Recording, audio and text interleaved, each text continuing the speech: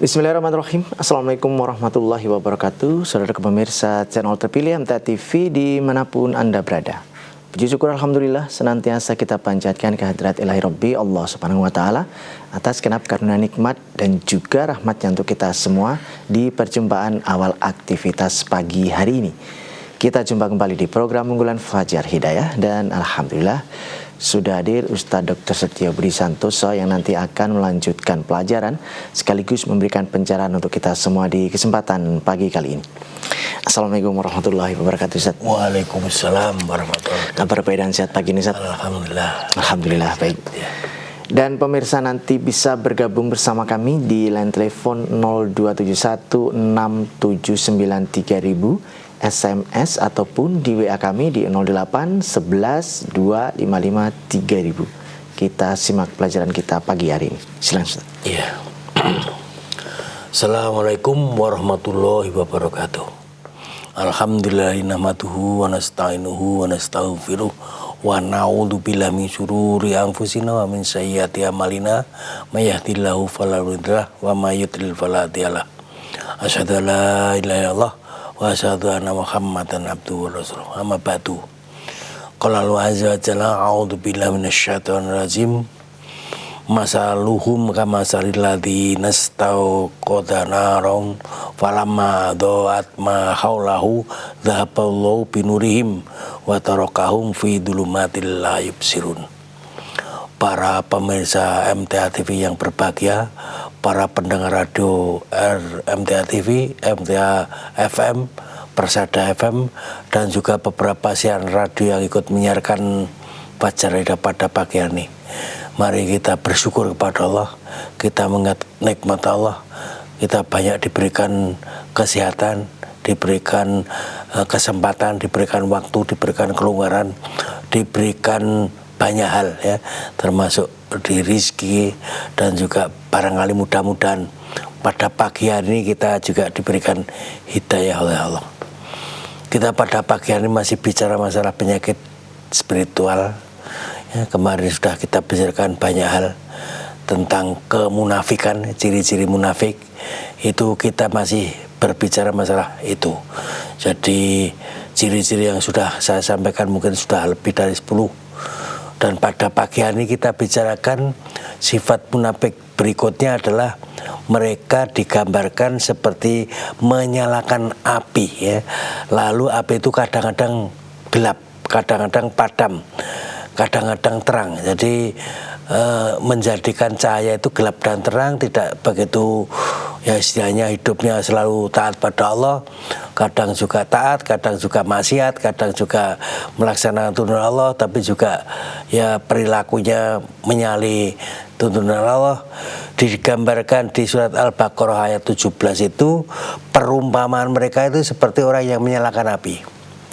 Maka setelah api itu menerangi sekelilingnya, hilanglah cahaya itu sehingga tidak menyinari mereka dan membiarkan mereka dalam kegelapan sehingga tidak bisa melihat.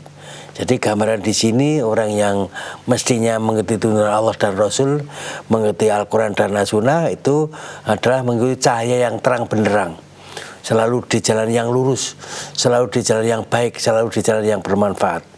Tapi orang munafik ini sifatnya seperti ada api yang kadang hidup kadang mati ya. Memang yang namanya fungsinya Al-Quran dan juga mengikuti tuntunan Allah dan Rasul itu, mengikuti Al-Quran dan Rasul itu adalah cahaya ya. Di surat Hadid ayat 28 itu diterangkan, hai orang-orang yang beriman kepada Rasul, bertakwalah kepada Allah dan berimanlah kepada Rasulnya ya. Jadi kita harus bertakwa kepada Allah Al-Quran dan juga beriman kepada Rasul. Niscaya Allah akan memberimu rahmatnya kepadamu, menjadikan untukmu cahaya yang dengan cahaya itu kamu dapat berjalan, dan Dia mengampuni kamu, dan Dia maha pengampun lagi maha penyayang. Jadi fungsinya Al-Quran adalah cahaya, penerangan ya, jalan. Sehingga kalau kita berjalan dengan mengikuti Allah dan Rasulnya, mengikuti Al-Quran dan Sunnah, maka kita seolah berjalan di jalan yang terang, Ya, kita hidup bisa tahu mana benar, mana salah, mana yang harus dilaksanakan, mana yang harus ditinggalkan itu. Di ayat yang lain digambarkan di surat Ibrahim ayat 1 itu alif lam ra, ya. Kitabu anzalnahu ilaika litukhrijan nasi minad dzulumati ilan nuri biidzni rabbihim ila siratim mustaqim. Al-Lam, kitab yang kami turunkan kepadamu supaya kamu mengeluarkan manusia dari keadaan gelap gulita kepada cahaya yang terang benderang dengan seizin Tuhanmu dan menuju kepada jalan yang lurus itu. Jalan yang diberkahi oleh Allah, memang Maha Perkasa, lagi Maha Terpuji. Jadi Al-Quran ini fungsinya adalah penerangan, cahaya yang harus kita laksanakan, kita ikuti selalu dalam kehidupan kita, dalam kehidupan sehari-hari kita. Tapi di antara orang munafik itu menggunakan cahaya itu kadang ya terang, artinya mengikuti tuntunan Allah, tapi kadang gelap, ya, sampai jalannya nabrak-nabrak lah, sampai jalannya tidak tahu, sehingga kadang gelap, kadang terang. Tapi kalau orang kafir memang gelap terus, ya, tidak tahu cahaya sama sekali. Tapi kalau orang munafik itu setengah diberi cahaya, tapi setengah kegelapan dari hidupnya, setengah-setengah. Padahal memang fungsinya Al-Quran itu akan membawa keselamatan, ya, akan mendapat keridhaan Allah, ya, yang menjadikan kitab Al-Quran itu menjadi terang, ya, menjadi cahaya, menjadikan terang benderang dengan seizin Allah. Di surat Maidah ayat 16, yahdi bilahu manittaba ridwanahu subulas salami wa yukhrijuhum minadz-dzulumati ilan nur biidzni rabbihim wa yahdi bim ila siratim mustaqim. Dengan kitab itulah Allah menunjuki orang-orang yang mengikuti keridhaannya ke jalan keselamatan. Dan dengan kitab itu pula, Al-Quran itu, Allah mengeluarkan orang-orang dari gelap gulita kepada cahaya yang terang benderang, cahaya yang dengan seizinnya, dan menjadikan menuju kepada jalan yang lurus itu. Jadi itulah fungsi Al-Quran. Tapi di antara manusia ada yang ya setengah-setengah, ya, dalam imannya, setengah-setengah dalam keyakinannya, setengah-setengah dalam mengikuti tuntunan Allah, tuntunan Rasul, sehingga ya jalannya tidak begitu lancar, tidak begitu mengikuti jalan yang lurus. Bahkan kepada Nabi Musa pun sudah diterangkan, ya, sesungguhnya Nabi Musa itu membawa ayat-ayat kami yang diperintahkan kepadanya. Maka diperintahkan oleh Allah kepada Nabi Musa, keluarkanlah kamu dari gelap gulita kepada cahaya yang terang benderang, dan ingatkan kepada mereka kepada hari-hari Allah, yang sesungguhnya pada yang demikian itu terdapat tanda-tanda kekuasaan bagi Allah, bagi orang yang penyabar dan bersyukur itu. Jadi memang kitab Allah itu tidak hanya kepada Al-Quran, kepada Nabi Muhammad saja, tapi pernah juga kepada Nabi Musa, ya, adanya Taurat, kemudian juga kepada Nabi Isa adanya Injil, kepada Nabi Daud adanya Zabur. Itu merupakan tuntunan terang benderang. Tapi di antara manusia tadi yang orang munafik itu menggunakan Al-Quran setengah-setengah, ya, tidak 100%. Padahal memang kita diperintahkan itu supaya mengikuti Allah itu ya lengkap, mengkafah itu. Di ayat yang lain surat Hadid ayat 13, pada hari ketika orang-orang munafik laki-laki dan perempuan berkata kepada orang yang beriman, tunggulah kami supaya kami dapat mengambil sebagian dari cahayamu, ya. Dalam satu perjalanan itu orang munafik tadi, ya, mengajak atau mengharapkan orang yang beriman itu menunggu orang munafik itu supaya orang munafik mendapat cahaya. Maka dikatakan kepada mereka, ya, kembalilah kamu ke belakang dan carilah sendiri cahayamu.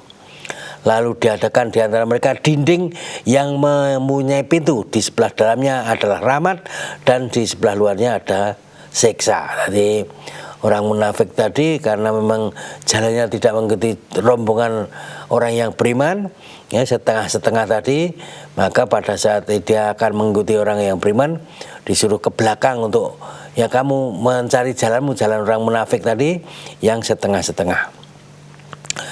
Di ayat yang lain surat Al-Ahzab ayat 17, katakanlah, siapakah yang dapat melindungi kamu dari takdir yang Allah jika Allah menghendaki bencana atasmu atau menghendaki rahmat untuk dirimu.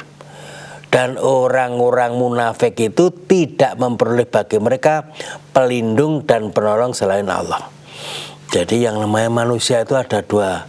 Ada kemungkinan mendapat takdir yang mengenakan, artinya mendapatkan nikmat, tapi juga ada yang diuji dengan bencana itu. Bagi orang yang beriman enak, karena apa?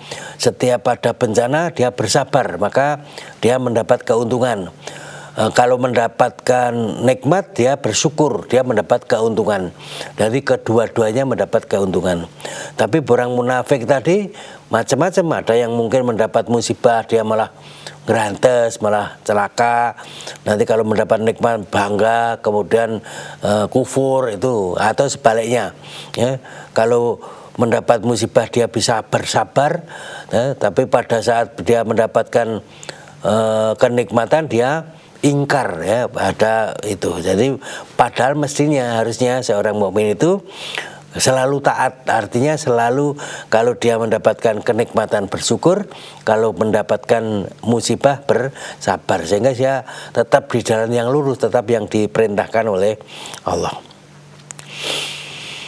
Di ayat yang lain surat Isra ayat 73, sesungguhnya mereka hampir memalingkan kamu dari apa yang telah kami wahyukan kepadamu, agar kamu membuat yang lain secara bohong terhadap kamu.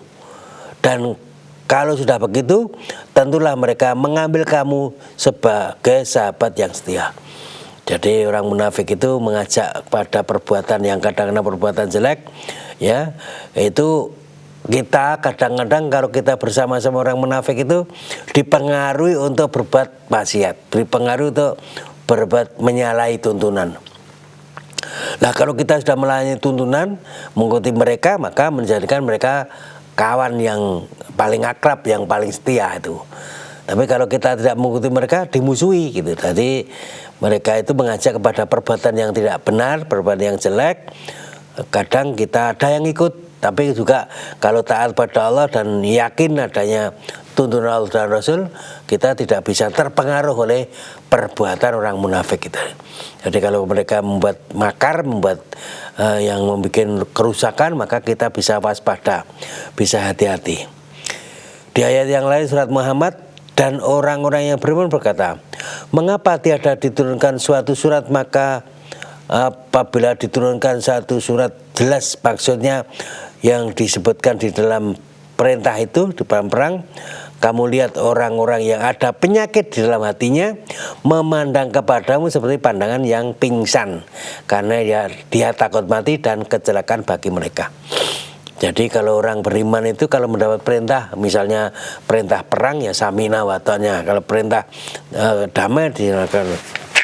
Tapi orang munafik itu ya setengah-setengah tadi. Jadi kalau ada perintah itu dia saling memandang, saling mempunyai pikiran yang tidak tenang. Di ayat yang lain surat Al-An'am ayat 122, artinya, dan apakah orang yang sudah mati kemudian kami hidupkan dan kami berikan kepadanya cahaya yang terang benderang, dengan cahaya itu dia dapat berjalan di tengah-tengah masyarakat manusia, serupa dengan orang yang kedua keadaannya gelap gulita, yang sekali-kali tidak dapat keluar daripadanya. Yang demikian itu jadilah orang kafir itu memandang baik apa yang telah mereka kerjakan. Ya mestinya harusnya jawabnya tidak sama, ya. Apakah sama orang yang mendapat jalan yang lurus, mendapat cahaya yang terang benderang itu dengan orang yang tidak mendapat cahaya yang gelap gulita? Ya, orang kafir dikatakan orang yang tidak melihat jalan terang sehingga gelap gulita. Orang iman mendapat cahaya yang terang sehingga dia jalan yang lurus. Tapi orang munafik itu setengah mendapat cahaya, setengah mendapat kegelapan. Jadi kadang maju, kadang mundur, kadang baik, kadang buruk, kadang ya istilah mengikuti Allah, tapi juga kadang mengikuti hawa nafsunya ya. Sehingga kalau dibiarkan begitu saja lama-lama menjadi ya terperosok ke dalam kemunafikan. Di surat Rod 2 ayat 16 diterangkan, katakanlah hai Muhammad, adakah sama orang yang buta dengan orang yang bisa melihat? Atau samakah orang yang gelap gulita dengan yang terang benderang? Ya, Allah tanya, apakah sama orang yang mengikuti Allah dan Rasul ya, mengikuti terang benderang dengan orang yang tidak mengikuti atau setengah-setengah ya? Apakah sama dengan orang yang gelap gulita yang tidak tahu jalan lurus dengan orang yang mengikuti jalan lurus terang benderang? Tentu jawabnya tidak sama. Perbandingan kedua golongan orang kafir dan orang yang beriman adalah seperti orang buta dan orang tuli. Jadi dengan yang dapat melihat dan dapat mendengar, adakah kedua golongan itu sama dalam keadaan yang sifatnya? Nah ini Allah tanya di surat Hud ayat 24 itu, jawabnya tentu tidak sama ya. Orang yang mengikuti Allah dan Rasul, mengikuti jalan yang lurus, mengikuti jalan yang terang, tentu berbeda dengan orang yang tidak mengikuti itu. Yang sama sekali tidak mengikuti berarti orang kafir. Tapi yang setengah-setengah ya berarti orang munafik ya, setengah-setengah. Kadang jalan yang lurus, kadang jalan yang jelek, kadang jalan terang, kadang jalan gelap. Jadi hatinya mudhabdhab, artinya tidak yakin. Apakah orang yang berjalan terjungkal atas mukanya itu atau dengan mendapat petunjuk sama, ataukah orang yang berjalan tegap di atas jalan lurus? Ya, ini mestinya jawabnya juga tidak sama ya. Orang yang berjalan tertatih-tatih, orang jalan maju mundur, orang jalan setengah-setengah ya karena kebingungannya, itu tidak sama dengan orang yang lurus ya. Orang yang jalan dengan jalan yang tekap ya, berjalan di jalan yang lurus, itu mesti tidak sama. Mestinya kalau orang munafik itu setengah-setengah tadi. Jadi jalannya jalan tersempoyong-sempoyong ya, jadi tidak tegak, tidak jalan yang lurus. Tapi orang yang beriman itu yakin ya, karena dengan keterangan yang jelas dia melihat cahaya yang terang benderang sehingga jalannya jalan yang lurus. Tidakkah sama antara orang yang buta dengan orang yang bisa melihat? Tidak akan sama orang yang gelap gulita dengan orang yang dapat cahaya, dan tidak sama pula antara orang yang teduh dengan orang yang panas. Demikianlah pula tidak sama antara orang yang hidup dengan orang yang mati. Jadi orang yang beriman itu digambarkan seperti orang hidup ya, di jalan yang lurus, jalan yang tegak ya. Kemudian digambarkan sebagai orang yang di dalam cahaya yang terang benderang. Kemudian di jalan yang enak itu. Sebaliknya orang kafir itu di jalan yang gelap, sama sekali tidak tahu jalan. Kemudian juga dikatakan seperti orang mati ya, seperti orang mati. Nah kalau orang munafik itu setengah-setengah tadi, setengah-setengah itu ya bersempoyongan. Wahai orang-orang yang beriman, apabila dikatakan kepadamu berlapang-lapanglah dalam majelis, maka lapanglah, niscaya Allah akan memberi kelapangan untukmu. Dan apabila dikatakan berdirilah kamu, maka berdirilah, niscaya Allah akan meninggikan derajat orang yang beriman di antara kamu dan orang-orang yang diberi ilmu pengetahuan. Jadi ada nilai kemuliaan bagi orang yang beriman dan mereka yang diberi cahaya, artinya ilmu pengetahuan. Sehingga mestinya harusnya kalau kita belajar atau kita menuntut ilmu ya, diatur nizam bagaimana ya kita laksanakan dengan enak, dengan senang gitu. Tapi di antara kita ada yang taat, tapi juga ada yang maksiat. Di antara kita ada yang mengikuti tuntunan Allah dan Rasul, mengikuti tuntunan pimpinan misalnya, tapi juga ada yang setengah-setengah. Apakah orang yang mengetahui itu sama dengan orang buta ya? Sesungguhnya orang yang bisa berakal lah orang yang mengambil pelajaran ya. Jadi orang yang buta dengan orang yang mengetahui tuntunan tentu berbeda.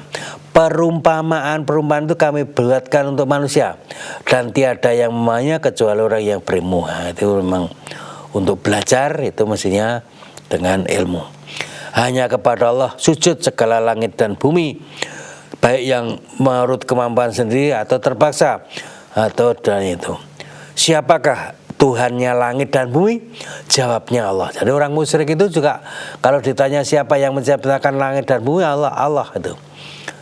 Katakanlah, maka patutlah kamu mengambil pelindung-pelindungmu dari selain Allah, padahal mereka tidak menguasai kemanfaat dan pula kemadorotan. Adakah sama antara orang buta dengan orang yang bisa melihat? Samakah gelap gulita dengan terang benderang? Nah, apakah mereka menjadikan beberapa sekutu bagi Allah yang menciptakan seperti ciptaannya, sehingga kedua itu ciptaan serupa? Jadi ini pertanyaan, mestinya jawabnya tidak sama ya, orang yang buta dan yang bisa melihat, atau orang gelap gulita dan terang benderang berbeda itu. Di ayat yang lain dari hadis ya diterangkan, bersegera kalian untuk beramal dan akan terjadi zaman fitnah di mana potongan malam itu gelap gulita. Seorang pagi harinya mukmin dan sore harinya kafir. Sore harinya mukmin, pagi harinya kafir. Seseorang dari mereka menjual agamanya dengan harta bendanya. Jadi jangan sampai nanti bahasanya tadi kaum yang sudah rusak tadi ya adanya paling campur, ada orang kafir dan orang mukmin, kadang mukmin, kadang kafir dan sebagainya. Ya saya kira itu saja. Pada pagi ini sifat orang munafik itu seperti dalam kegelapan ya, kadang dapat cahaya, kadang hilang. Itu saja. Ya. Baik pemirsa, kami harapkan Anda bisa bergabung bersama kami di line telepon 02716793.000, SMS ataupun di WA kami di 08112553.000. Namun sebelumnya kita akan simak beberapa informasi dalam rangkaian jeda pariwara berikut ini. Baik pemirsa channel terpilih MTA TV dimanapun Anda berada, terima kasih Anda masih setia bersama kami, khususnya di program unggulan Fajar Hidayah pagi ini. Kami persilakan kesempatan pertama di line telepon 02716793.000. Halo, Assalamualaikum. Waalaikumsalam warahmatullahi wabarakatuh, Mas Tomim. Ya, dengan siapa di mana Bapak? Bapak Mustafa dari Selatan. Silakan Pak Mustafa. Assalamualaikum warahmatullahi wabarakatuh, Ustaz Budi. Waalaikumsalam warahmatullahi wabarakatuh. Mari Pak Mustafa. Semoga Pak Ustaz Budi Santoso bersama kami selalu dalam keadaan sehat dan dalam lindungan Allah. Ya, amin. Mohon izin bertanya Pak Ustaz, berkaitan dengan sholat jamaah Ustaz. Sholat jamaah. Sholat jamaah itu yang dilakukan dua orang, itu kan makmum berada di samping kanan daripada imam Ustaz. Ini yang saya lakukan itu kami bertiga, satu imam, dua makmum. Nah, satu di antara kami yang menjadi makmum itu batal Pak Ustaz. Kemudian saudara kita yang batal itu kan pasti meninggalkan tempat sholat kita. Jadi sholat itu tinggal kami berdua dengan imam. Bagaimana posisi saya? Apa berubah pindah ke sebelah kanan imam ataukah saya tetap di belakang imam Pak Ustadz menunggu makmum yang baru keluar tadi Pak Ustadz?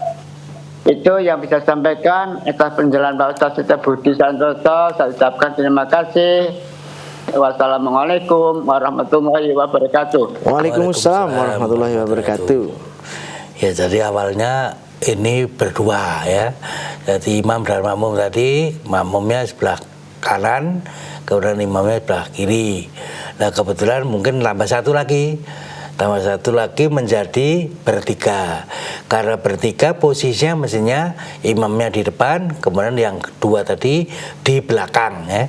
Di belakang lah, ternyata di antara dua yang di belakang tadi, makmum tadi mungkin apa batal apa bagaimana, terus meninggalkan lagi gitu ya. Ya, betul. Jadi terus menjadi berdua lagi lah. Kalau berdua ya memang mestinya yang tadi itu ke belakang ya, karena makmum tadi karena menjadi dua harus di belakang. Sekarang menjadi dua orang, karena hanya dua orang berarti ya maju lagi ya, maju lagi menjadi kanan dan kiri tadi. Jadi bukan di belakang dan depan, tapi kanan dan kiri, karena sudah berdua. Tapi yang awalnya berdua, karena berdua kanan kiri.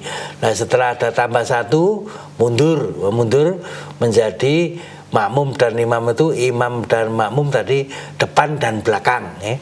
Depan dan belakang. Nah setelah mundur ternyata satu mungkin batal misalnya terpergi, nah, tinggal dua lagi maju lagi, tidak apa-apa. Jadi boleh maju mundur, termasuk barangkali di antara kita sholat bermakmum itu kan ada di antara depan misalnya kosong ya, berlubang atau kosong, atau mungkin makmumnya batal misalnya keluar. Nah itu kita boleh maju ya, menutup yang kosongan tadi, karena depan kita kosong, kita maju ke depan itu. Atau sebenarnya yang kosong sebelah kiri kita, ya kita boleh geser ke kiri menutup yang lubang tadi, yang kosong.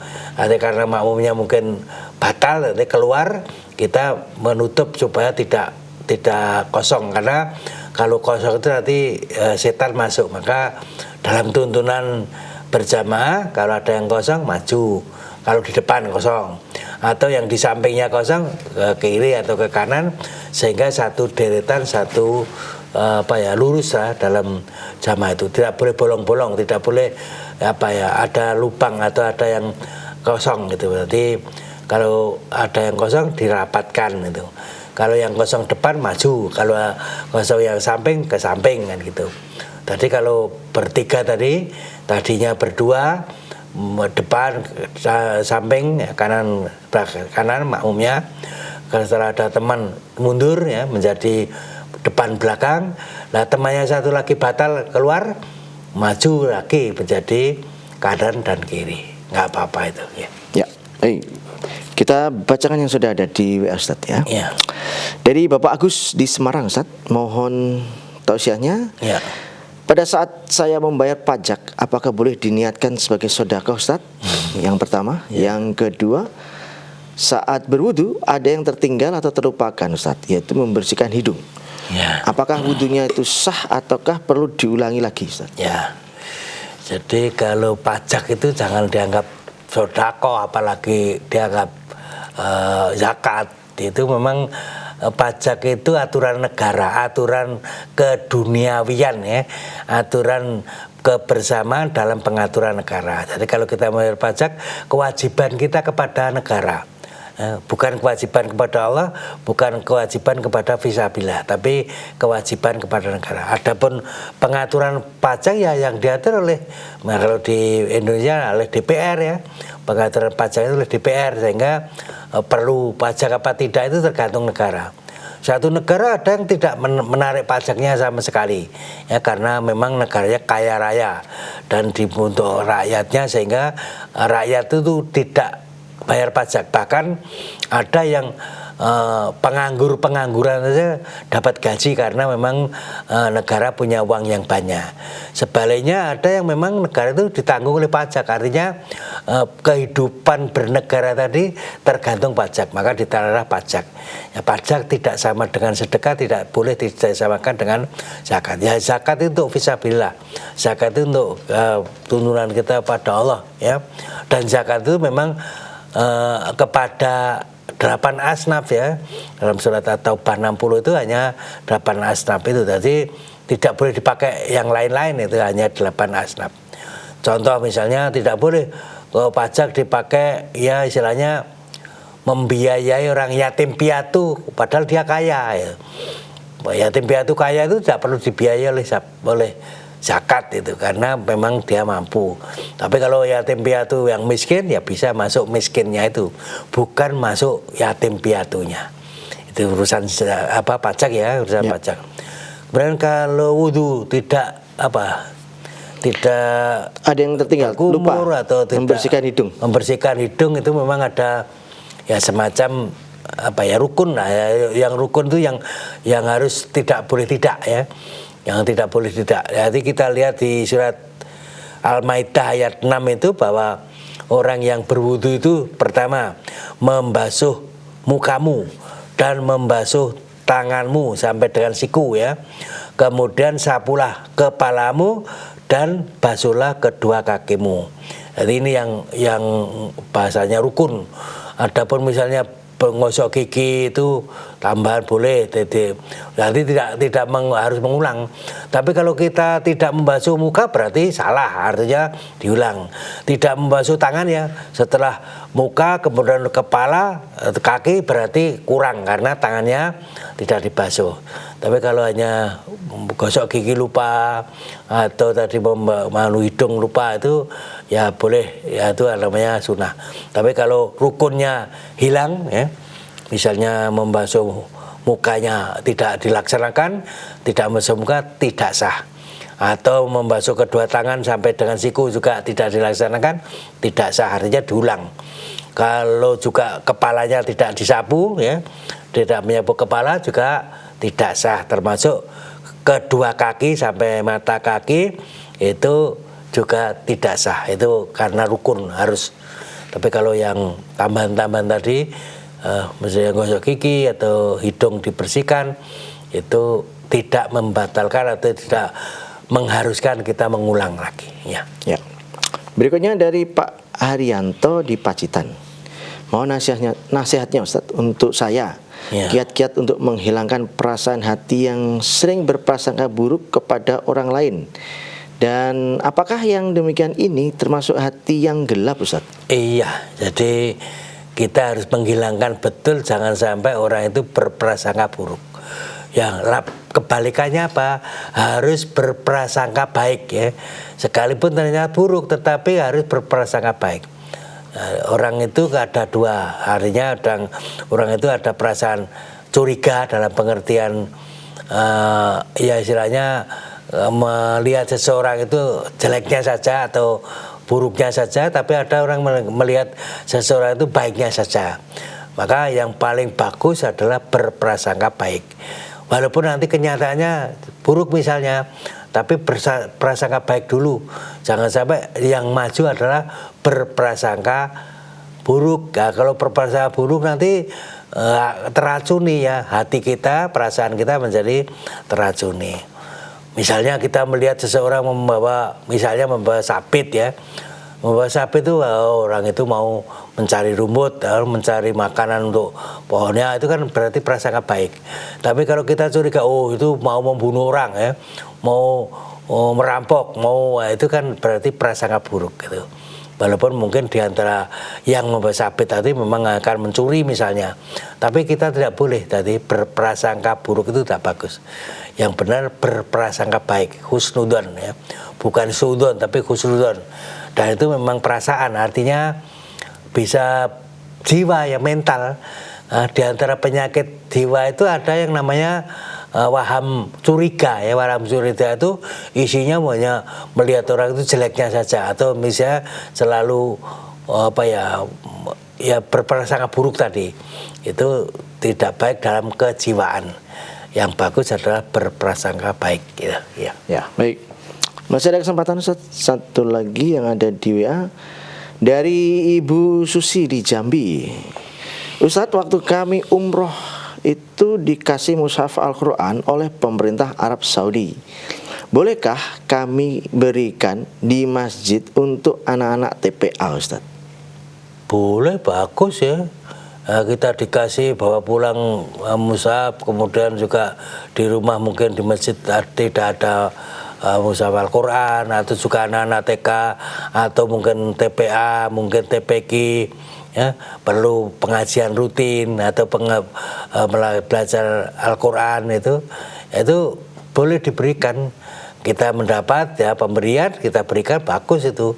Apalagi kalau sampai-sampai kita diberi tapi di rumah tidak termanfaatkan ya, tidak pernah dibaca, tidak pernah dipelajari, itu jadi lebih baik disampaikan ke masjid atau ke TPA. Tapi kalau kita pakai ya bagus, tapi juga diberikan orang lain yang kira-kira memerlukan, tentu lebih bagus itu. Jadi ada nilai pahalanya. Ya. Masih ada kesempatan, kami persilakan di line telepon kembali 6793000. Halo, assalamualaikum. Halo, assalamualaikum. Baik, kita bacakan lagi Ustadz yang ada di WA dari Bapak Lastono di Purwodadi. Mohon diterangkan Ustadz tentang sholat Jumat bagi wanita Ustadz. Ya, gimana? Walaupun dikerjakan di rumah, tuntunan dan dalilnya mohon dijelaskan. Iya, memang berbeda pendapat kita dalam hal sholat Jumat bagi wanita ya. Karena memang hadisnya hampir sama ya, antara yang dipakai untuk sholat Jumat bagi wanita 4 rakaat atau ada yang namanya sholat Jumat itu 2 rakaat itu. Jadi pada akhirnya sholat Jumat itu dilaksanakan di masjid ya, kecuali 4 golongan nanti. Di antara 4 golongan itu adalah wanita lah. Menghadapi hadis ini ada yang mengatakan wanita itu ya tidak sholat Jumat di masjid, tetapi tetap sholat Jumat di rumah. Lah sholat Jumat itu tetap 2 rakaat, bukan 4 rakaat itu. Jadi hadisnya sama, tapi pemahamannya berbeda ya. Yang satunya karena pengecualian sholat Jumat bagi wanita itu tidak di masjid, boleh di rumah itu, ya tetap sholat Jumat tetapi tidak berjamaah. Nah, itu 2 rakaat itu. Tapi yang lain ya berarti kalau di rumah tidak sholat Jumat itu berarti sholat zuhur, berarti 4 rakaat. Itu perbedaan begitu. Ada memahami tentang Jumat itu sholat di hari Jumat, tapi ada yang memahami sholat Jumat itu berjamaah. Ya, itu di antara dua itu. Jadi di antara pemahaman sholat Jumat itu sholat di hari Jumat, maka sholat di hari Jumat itu 2 rakaat, ya baik di rumah maupun di masjid. Itu sama saja, tetap 2 rakaat. Tapi kalau sholat Jumat itu berjamaah, ya, kalau berjamaah di masjid 2 rakaat. Tapi kalau di rumah sendirian berarti 2 rakaat. Jadi pemahamannya karena sholat Jumat itu berjamaah, maka kalau dia tidak berjamaah di rumah berarti bukan sholat Jumat, berarti dia sholat zuhur 4 rakaat. Itu karena pemahamannya sholat Jumat itu berjamaah. Tapi yang satunya, yang namanya sholat Jumat itu ya sholat di hari Jumat ya. Yang namanya sholat di hari Jumat itu tetap 2 rakaat. Ya, kecuali wanita tadi, karena wanita tadi tidak sholat berjamaah, maka tetap di rumah 2 rakaat. Tapi kalau dia berjamaah di masjid, ya 2 rakaat ya. Kalau di masjid 2 rakaat, kalau di rumah ya tetap 2 rakaat karena dia sholat Jumat. Tapi kalau yang hadisnya memahami bahwa itu berjamaah, maka kalau berjamaah 2 rakaat, tapi kalau tidak berjamaah maka dia sholat zuhur. Jadi hadisnya sama, pemahamannya berbeda.